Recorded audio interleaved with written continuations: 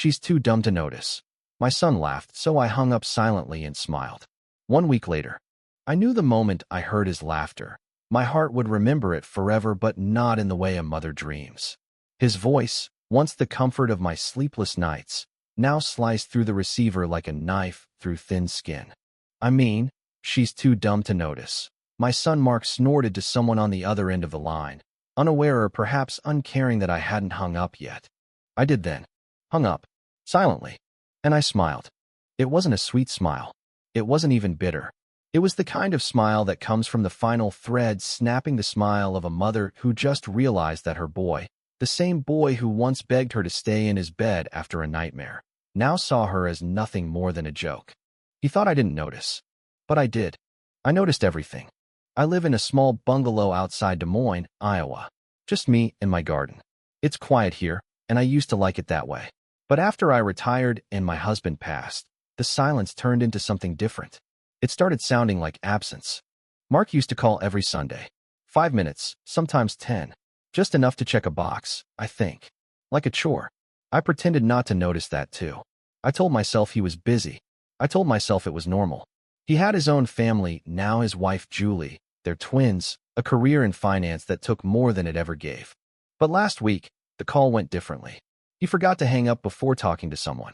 I think it was his wife, judging by the sound of her voice murmuring back in agreement. She's too dumb to notice, he said, laughing. We'll handle it later. They were talking about me. Maybe the house. Maybe the insurance. Maybe the power of attorney forms I hadn't signed yet. I didn't stay on long enough to find out. I just pressed the red button and smiled. The next morning, I opened the drawer where I kept all the letters. His old drawings. Crayon-scribbled thank you notes. The ones that said, "You're the best, Mom." I read each one slowly. Not out of nostalgia, but because I needed to feel whether I had failed. I hadn't. I gave him everything. I stayed through the nights he screamed from night terrors. I fed him through pneumonia and peanut allergies. I went to every parent-teacher conference, every soccer game where he sat on the bench and scowled. I cheered anyway. I was there for every heartbreak, every broken bone, every hard lesson. But I made one mistake. I never taught him what it meant to care for someone once they're no longer useful. Maybe because no one taught me, either. A week passed. He didn't call. I didn't call either. Instead, I went to the bank. I closed my savings account and moved it all. Quietly. I changed my will. I called my lawyer. I wrote a letter to my friend Clarissa, who runs the senior art program at the community center in Cedar Rapids, and asked if they still had a spot for a volunteer. They did. I packed a suitcase. Just one. Then I sat on the porch, wrapped in my late husband's flannel coat, and watched the clouds roll in over the garden he and I planted together. Tomatoes were just starting to come in. I didn't cry. Not yet. On Saturday morning, the doorbell rang. It was Mark. He looked like he hadn't slept. His tie was loose, like he'd thrown it on in a hurry. His eyes scanned me like I was a patient in triage. "Mom," he said, trying to hug me. "Hey, listen. I've been trying to call all week. Everything okay?" "Why wouldn't it be?" I asked. He paused, visibly confused. I thought maybe you were sick. Or your phone wasn't working." I nodded toward the garden. "Tomatoes are coming in late this year." He followed my gaze and squinted like he'd never seen a tomato plant in his life. "Right? Yeah." I let the silence stretch. It made him uncomfortable. "You got my message?" I asked softly. "What message?" I smiled again. This time, it was real. That night, he stayed for dinner. We sat across the table and ate in near silence. I served chicken with rosemary, just like he used to love when he was 12. He barely touched it. "You remember how you used to call me after school, every day?" I asked. "Yeah, sure. Do you remember why?" He shrugged. "I guess I just wanted to tell you stuff." "What happened that day?" "I don't know." "You were afraid," I said. "Of the older kids at the bus stop. Remember that? You were scared they'd shove you again." His fork clinked against the plate. "You'd call, and I'd talk you through it. Even if I was at work. Even if I was in the middle of surgery." He looked up, ashamed. "Mom, I'm not mad," I said. "I'm just telling you, I noticed." He nodded. Silent. "You're not a bad person, Mark. But you stopped seeing me as a person. You started seeing me as a burden." "That's not true." I met his eyes. "Then prove me wrong." The next day, I was gone. Left a note. Not dramatic. Just going where I'm wanted. "You know how to reach me. Love, Mom." I didn't leave a forwarding address. Not right away. Not until he called 3 weeks later and said the words I never thought I'd hear. "I'm sorry, Mom. You didn't deserve that. I was wrong." I listened. Then I smiled. Again. Not because he apologized, but because, for once, he noticed. It was strange, walking into the community center in Cedar Rapids for the first time. Clarissa met me with open arms and tears in her eyes. "You finally said yes," she whispered, holding me tightly. I hadn't seen her since Paul's funeral. We drifted, as old friends sometimes do, separated by kids, cities, and the silent agreements we make with time. She pulled back, looking at me like she already knew. "What did he do?" "Nothing," I said with a tight smile. That was the problem. Clarissa didn't ask more. She led me down a hallway filled with artwork, landscapes, portraits, and childish scribbles alike until we reached a sunny room filled with long tables and folding chairs. "This is your new kingdom," she said proudly. I laughed, really laughed, for the first time in weeks. The first class was small, 6 women and one quiet man in his 80s who only spoke in humming sounds. I taught them how to blend acrylics, how to layer light, how to paint clouds without outlines. They listened with wide eyes. They asked questions. They saw me. It felt like oxygen. There was a woman named Geraldine who painted birds from memory, and a man named Walter who cried while painting a sunflower. No one asked why. No one needed to.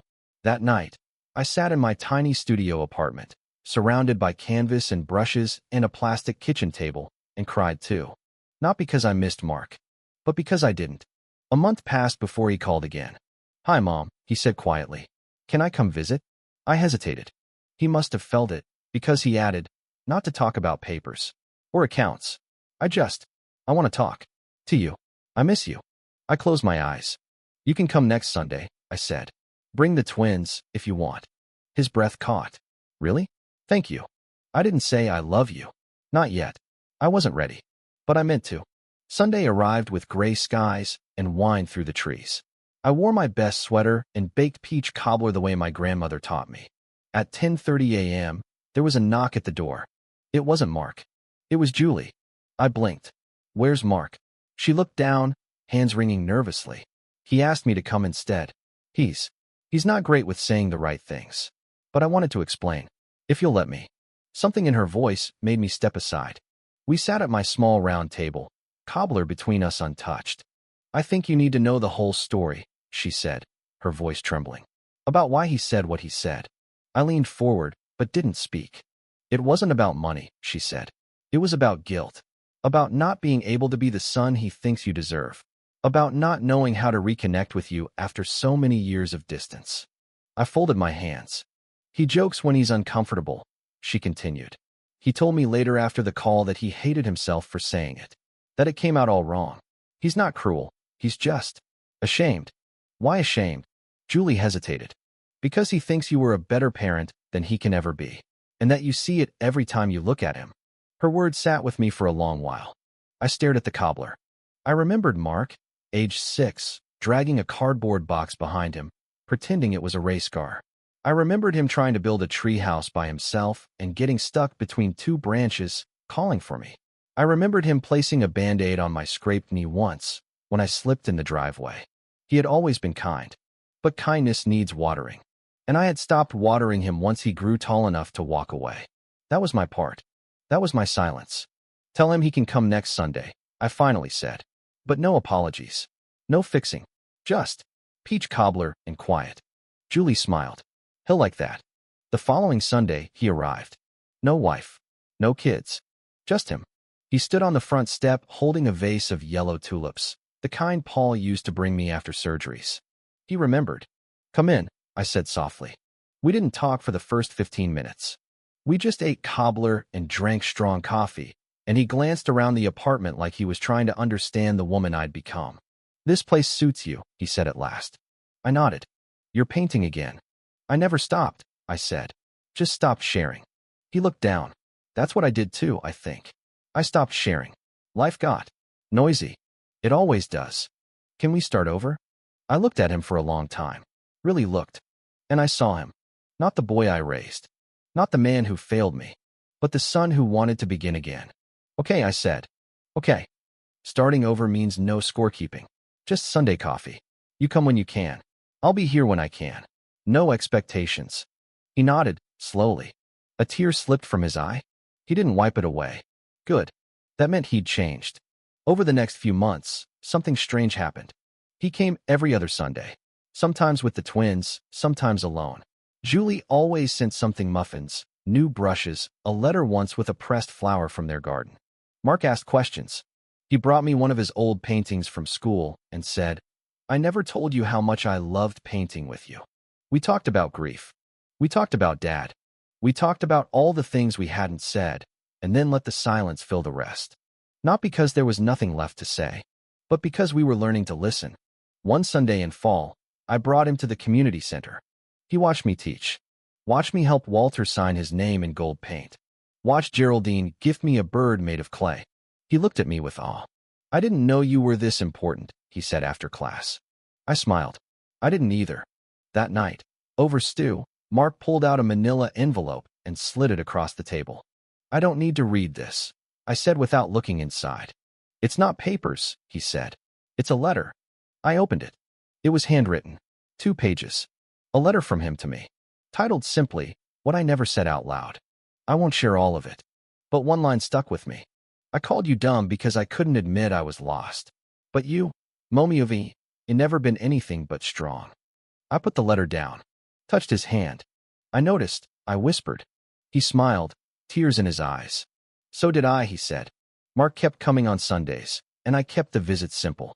Coffee, maybe stew, a walk around the block if the weather behaved. I resisted the pull to over-explain, to turn each meeting into therapy. I had learned something in grief that I had not known in motherhood. Silence is a kind of respect. The twins came one afternoon wearing paper crowns they had made in school. Emma's crown had crooked stars. Eli sat low over his eyebrows, making him look like a thoughtful king. They ran their small hands over the paint tubes on my table. "Are these magic, Grandma?" "They are if you want them to be," I said. Emma pointed at a jar of brushes and demanded one that was exactly as fluffy as the cat she did not have. Eli wanted a flat one. He said flat brushes were like roads. We painted. Not lessons, not technique. Just the 3 of us mixing sky with water until the paper glowed. Mark watched from a chair by the window. I think he was shocked at how easily the room filled with joy that did not require his permission or design. I was shocked too. Later that night, after they had left, my phone buzzed with a text from Mark. "Thank you for not giving up on me." I typed back. "Thank you for showing up." I did not add a heart. He did not add a thumbs up. We left it at that. At the community center, Clarissa and I floated an idea that had slept inside me for years. A small gallery night for the senior artists. No ticket price. No speeches. Just paintings and chairs for tired knees and lemonade in paper cups. We would hang Walter's sunflower in the front. Geraldine's birds would perch over the snack table like they had flown in hungry. I would display 3 of my own canvases. One of Paul's flannel coat on the porch swing. One of tomatoes ripening too late. One of a phone receiver glowing like a moon in an empty kitchen. Clarissa clapped when I described them. "Title the last one Missed Call," she said. I nodded. Then I went home and changed it in my mind to noticing. There is a difference between what you miss and what you finally see. On a Tuesday afternoon the week before the show, I was rinsing a jar in the sink when the room tilted. It did not sway like a boat. It snapped like a branch under a heavy boot. My neck felt hot. The humming man, whose name I had learned was Leo though he preferred to communicate with sound, was the one who noticed first. He stood up and pressed the emergency button on the wall so hard I thought he would break it. Then he hummed low and steady like a bass note that kept me tethered. I woke up in an ambulance. The ceiling was narrow and white, the fluorescent lights cutting through me like suggestion lines on a map. A paramedic with freckles the color of cinnamon leaned over my face and asked me to say my name. I did. He asked if I knew the date. I did. He asked who to call. I almost said Clarissa. Instead I said my son. The hospital air tasted like lemon and metal. A young doctor explained that my heart had fluttered when it should have marched. "Atrial fibrillation," he said. "It sounds worse than it is. We will watch you. We will treat it. We will not let you go home alone tonight." I stared at the curtain separating my bed from a man who was arguing with a nurse about his socks. The doctor's mouth kept moving, gentle and practiced, but my ears were already pointed toward the hallway. Toward the elevator ding that would either be my son or not be my son. Toward the decision that had once felt theoretical and now felt like a door that would either open or stay shut. He rushed in wearing a suit he had not had time to take off and a tie he had not had time to fix. He looked like a child who had been given an adult costume and told to hurry. "Mom," he said, and in that one word I heard fear, apology, grief, and love braided together like cords of one rope. "I am fine," I said, and then I let him see I was not fine. When the doctor returned, Mark asked all the questions I would have asked for him years ago. What caused it? What helps it? How we watch for it. He listened like a student who had finally been allowed the class he had always wanted. I listened to him listen. That was the best medicine in the room. He drove me to his house instead of back to my apartment, and I did not argue. The twins had painted a banner that said "Welcome Grandma" in letters that leaned on each other. Julie brought me tea and tucked a blanket over my legs the way I used to do for Mark during winter bronchitis. Through the living room window, I could see their maple tree, half red, half stubbornly green, the seasons negotiating. That night, Mark and I sat at the kitchen island after everyone had gone to bed. The black window glass turned our reflections into dark versions of ourselves.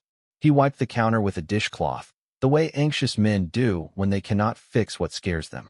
"I want to tell you something," he said without looking up. "The day you heard me say that ugly thing, I was on the phone with a colleague from work, the one I should not have trusted. We were in a mess. My team had made a series of bad calls at the firm. Not illegal, but stupid. We were trying to explain why my mother had not signed certain papers so it would not look like I had promised money I could not promise. I laughed because I was drowning. I said you were too dumb to notice because I was too proud to admit I was the dumb one. It was cruel and cheap, and I do not know how to forget it. But I'm trying to outgrow it." I let the words sit between us. He had brought me truth. Untidy and late, but true. "You do not owe me the right words," I said. "You owe yourself better ones." Then I reached out and touched the dishcloth with my fingertips, a small border between us. "I am glad you are learning." He nodded. The room was very quiet. The refrigerator hummed. Somewhere down the hall, Emma coughed in her sleep. In that quiet, I realized the apology I had wanted was not sorry. It was this, the sight of him staying with the complicated thing without turning it into a joke. The gallery night was 3 days after the hospital. Clarissa tried to cancel it. "Are you out of your mind?" she said, her voice tightened with love. "You need to rest." I wanted to rest too, but I also wanted to stand in front of a wall of color and not whisper. So I bargained with my body like an old friend. 2 hours, I said. 30 chairs. Lemonade. No speeches. 35 people came. Then 40.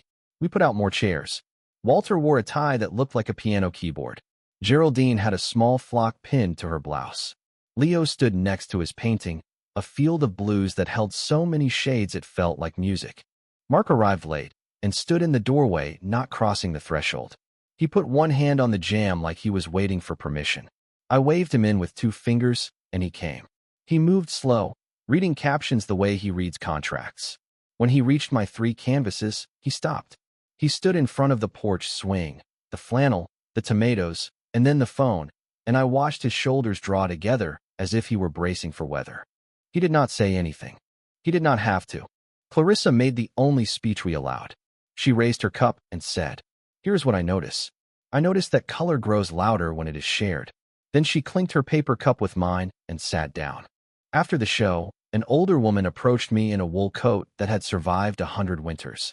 "My daughter does not speak to me," she said, calm as a weather report. "I am here because I wanted to see what it looks like when the door opens again." I looked at her cartilaged fingers, twisted and brave. "It looks like this," I said. "People standing in a warm room and pretending lemon in a paper cup is champagne. It looks like someone bringing a painting into a hall and hanging it like a flag.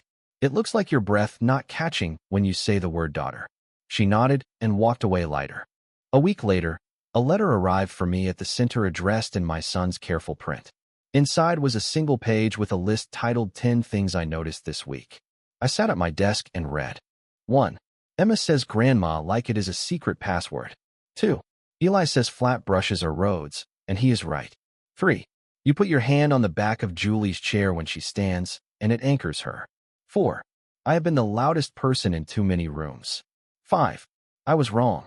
6. Tomatoes take their time, and nobody yells at them for it. 7. My job is not my name. 8.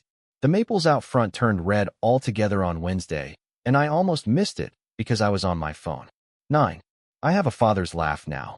I heard it when I bent to tie Eli's shoe. 10. When you smiled at the gallery, I felt 12 years old and safe again. I folded the letter and put it with the old drawings in the drawer that was once a graveyard for the life I had lived and was now a living archive. Not saved from pain, but threaded with meaning.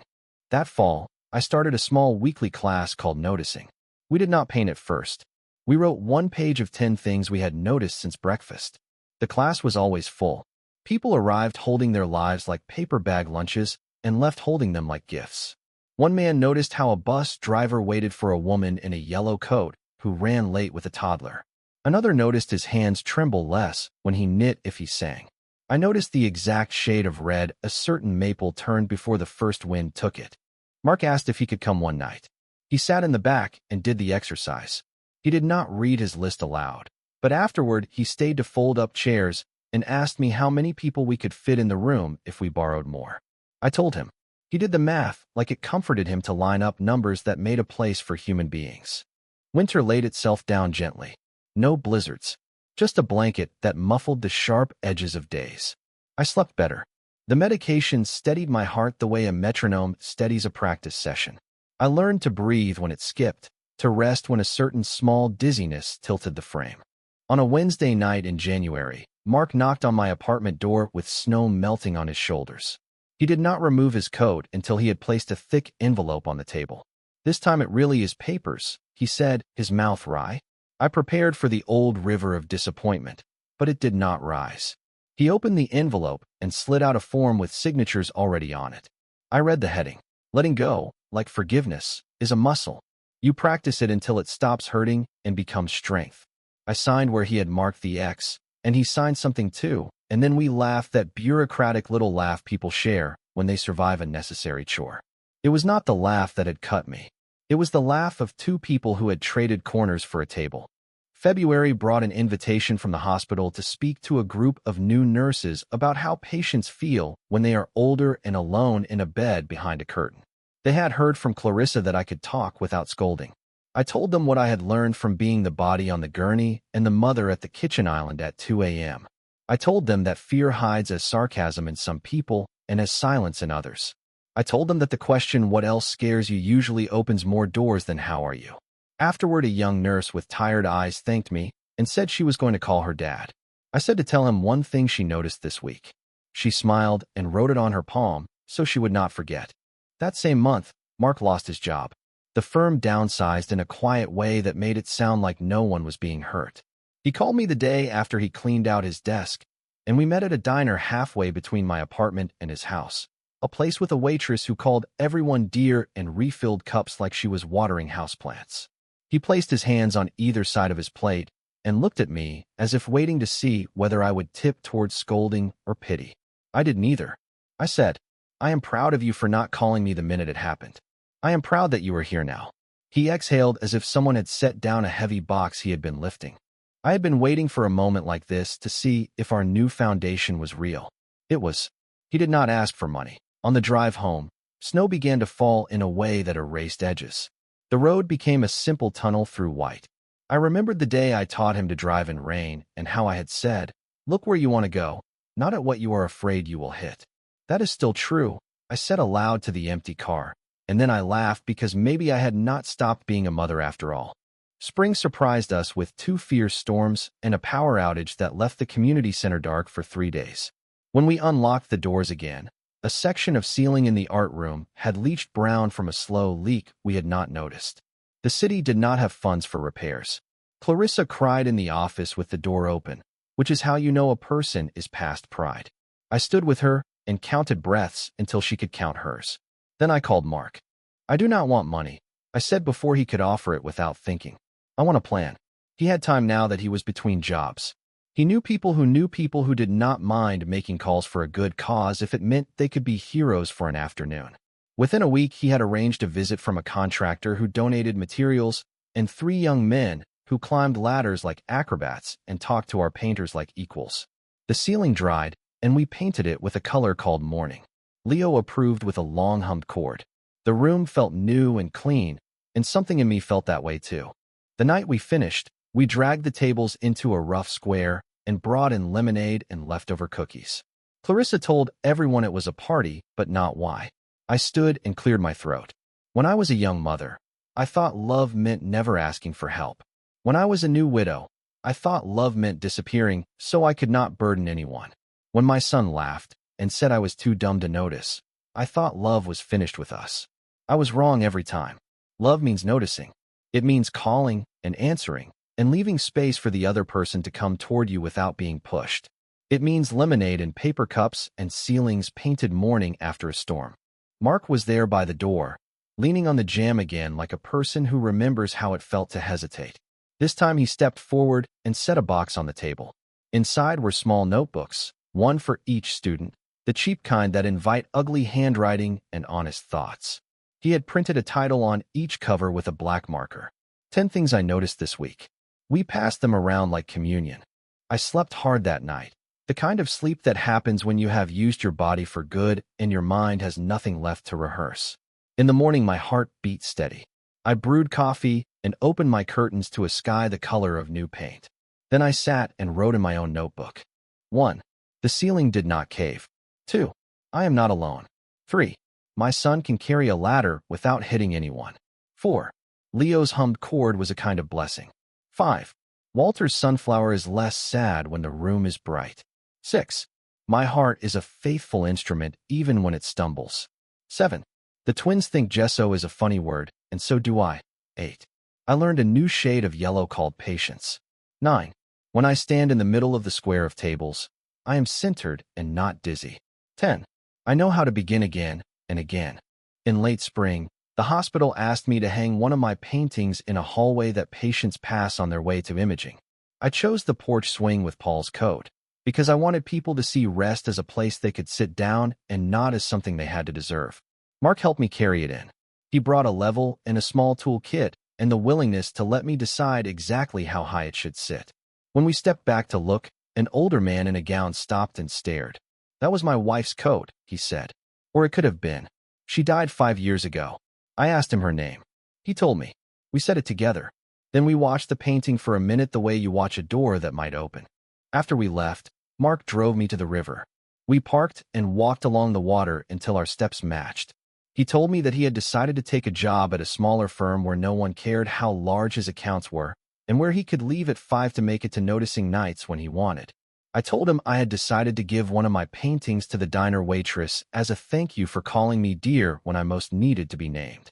We stood on the footbridge and watched a boy throw a stick that a dog brought back every time, tireless in the way only dogs and forgiveness can be. A week later, the twins had a school event that asked grandparents to come and tell a story. That night, when the house was quiet and the maple leaves whispered like old friends, Mark called me from the backyard. He was sitting on the steps in the dark. I could tell by the way his voice carried. I do not know how long we get, he said.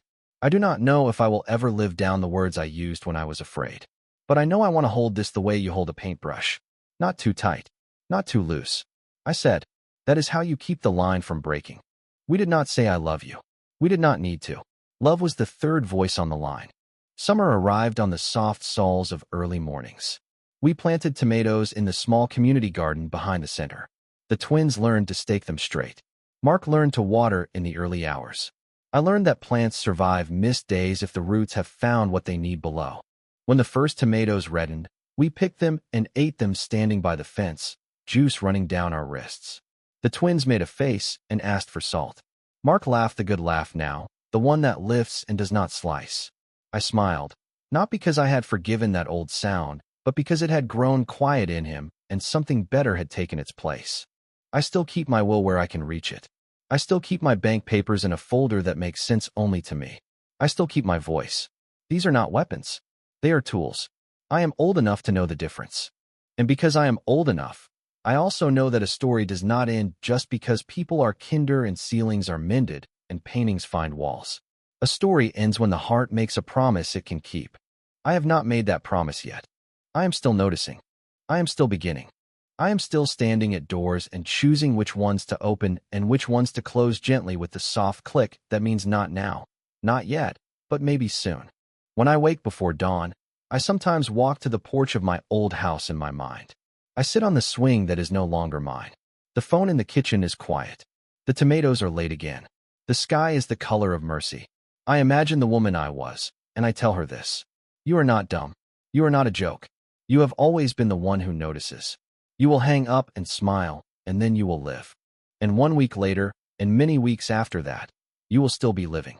A few days after the school visit, I received a letter not from Mark, not from anyone I expected. It was from one of the women in my noticing class. Her name was Louisa. Quiet, small, never read her lists aloud. In perfect, blocky handwriting, she wrote, You said something on the first day that stayed in my bones. You said, You are not invisible, even if they don't say your name. My daughter hasn't called me in 4 years. I stopped painting after my stroke. But yesterday, I painted a lemon. It was lumpy and too bright, and it looked exactly like my kitchen when I used to dance to old songs while cooking. I'm going to send it to her. Not to say, look what you missed, but to say, I'm still here. Still painting. Still her mother. Thank you. I sat with that letter in my lap for a long time. Then I walked outside, barefoot, into the soft warmth of June, and I stood in the grass until I remembered how to be grateful again. Not for the pain, not for the forgetting, but for the return. That same week, Mark's daughter Emma brought me a picture she had drawn. It's you, she said proudly, pointing at a woman with long gray hair and arms stretched wide. And that's a heart behind you. Not like, inside you, behind you, because you carry it like a backpack. I smiled and kissed her forehead. That's the best kind of heart. Mark looked at the picture later and asked if he could make a copy of it to hang in his office. I said, No need to copy it. Take the original. She made it for you as much as me. He hesitated. But you? I've already got the real thing, I said, and tapped my chest. He took the drawing home. The next time he visited, he brought me something folded in a file. Found this cleaning the garage, he said, awkward. You wrote it when I was 8. Must have been homework. Titled, My Mom is a Hero. I opened the paper. It was stained and crinkled, written in crooked pencil. It said, My mom fixes broken things, like knees and feelings. She makes grilled cheese with 2 slices and not the crust. She gives hugs that last all the way through. She's the bravest lady I know. I want to be just like her, but maybe not the doctor part, because blood is gross. We both laughed until tears found the cracks between the laughter. Maybe you were right, I said, holding the paper like something sacred. Maybe I still am, Mark replied. We sat together on the porch of my apartment, watching the sky fall gently into dusk. The neighbor's wind chimes made a soft song. We didn't speak for a long time. Then Mark said, You know, I've been thinking about how people say dumb when they mean something else.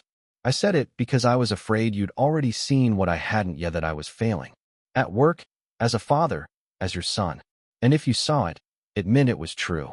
And now? I asked, turning to face him. Now I see it's okay to fail, he said. As long as I don't stop showing up. I nodded. That's the only thing that ever really matters. By midsummer, I started a second noticing class, this time just for caregivers, children looking after parents, spouses holding up spouses, friends helping neighbors. Mark asked to come, not as my son, but as one of them. He shared things I never thought he would. How he once cried in a Target parking lot because he didn't know what to buy me for my birthday after Dad died. How he skipped his own anniversary dinner one year because I had called him in tears over a dead rose bush.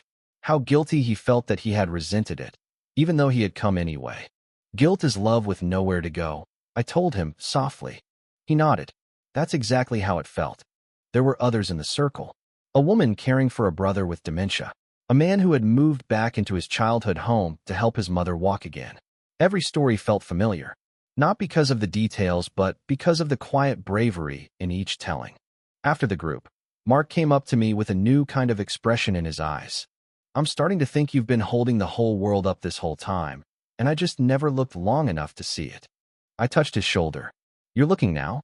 That's enough. We celebrated my birthday that August with something simple.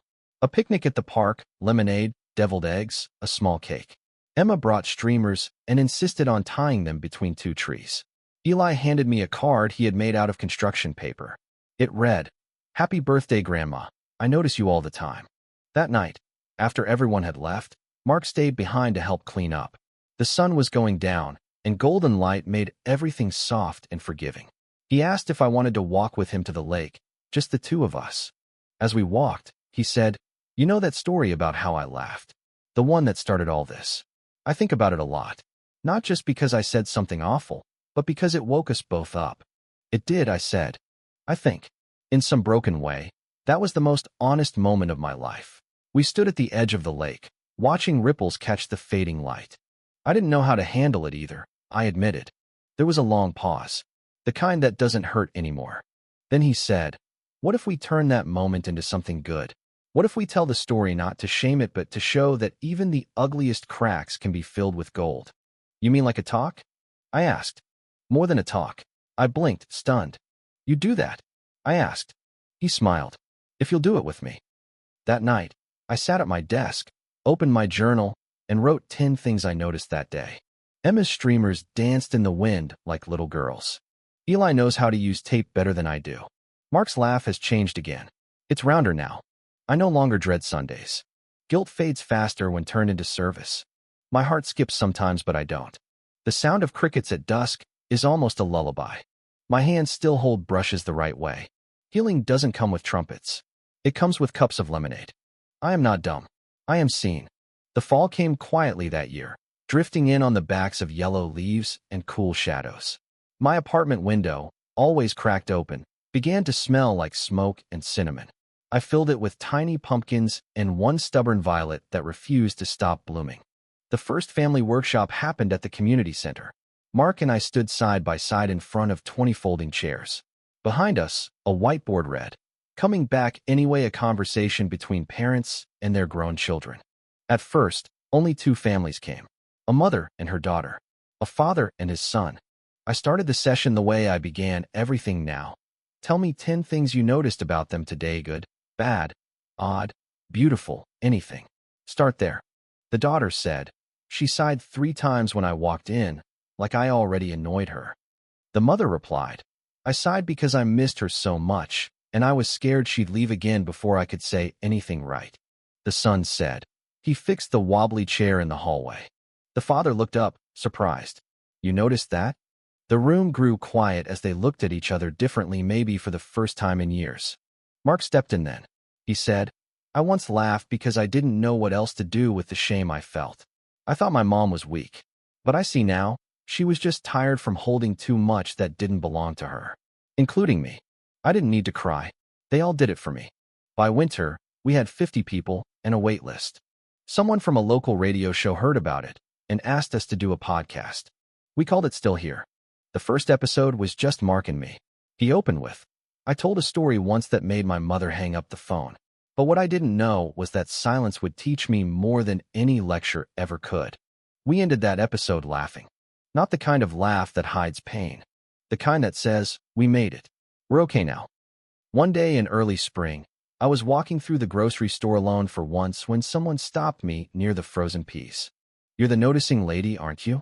She was about 50, wearing a blue scarf and carrying a toddler on her hip. "I suppose I am," I smiled. "My mom listens to your podcast. She started writing me postcards again.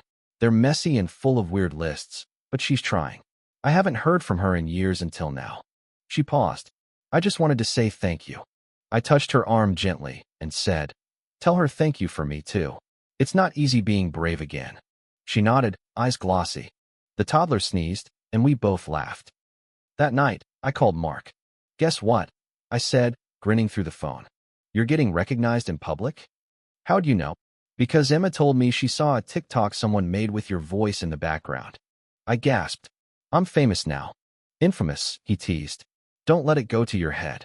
We both paused, and then I said, "You sound happy, Mark." "I am," he said. "I think for the first time in a very long time." We didn't talk every day, but often enough. On days I missed him, I didn't wait for a reason. I called. Sometimes he picked up right away. Sometimes he sent a picture of a coffee cup and texted, "Meeting. Call in 10. And he always did. That was the difference now. He came back. One Saturday afternoon, I opened a package on my porch. Inside was a book. Its cover was plain, with the words, "She noticed me anyway," collected letters from sons and daughters who returned.